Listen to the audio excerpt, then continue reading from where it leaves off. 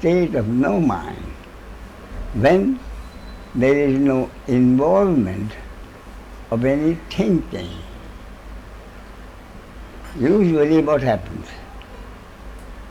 You see, people, many masters, all masters, you must have a vacant mind. Your mind is full of thoughts. Isn't that right? Yeah. Is that not what you heard? Your mind is full of thoughts, but you must have no. But that is what mind is, flow of thoughts.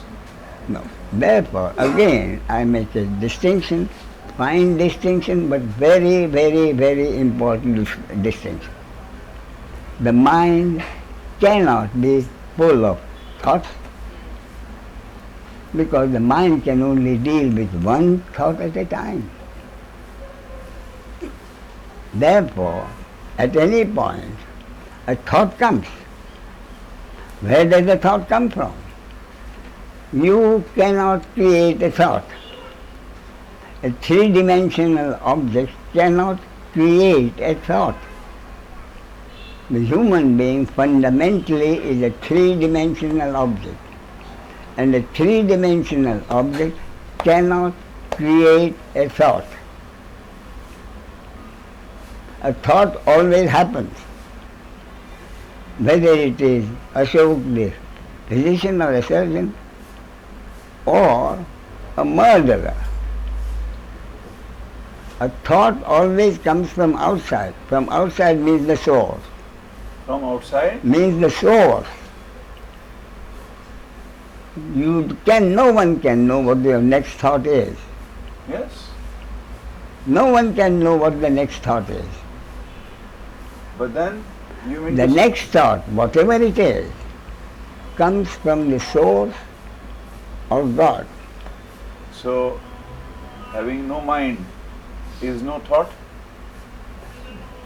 The thought arises. But then what happens? Then what happens is, what do the masters mean when the mind is full of thoughts? What they mean is that thought happens. Then the ego gets involved with that thought, and that involvement is in horizontal time and becomes the thinking mind. Therefore, it is the thought which happens, and what is usually happens is the thinking mind, involvement of the ego with the thinking mind as a result of that thought. Or, if you understand it, and a thought happens, you're hungry, you go and eat. That thought is finished. Your mind is vacant.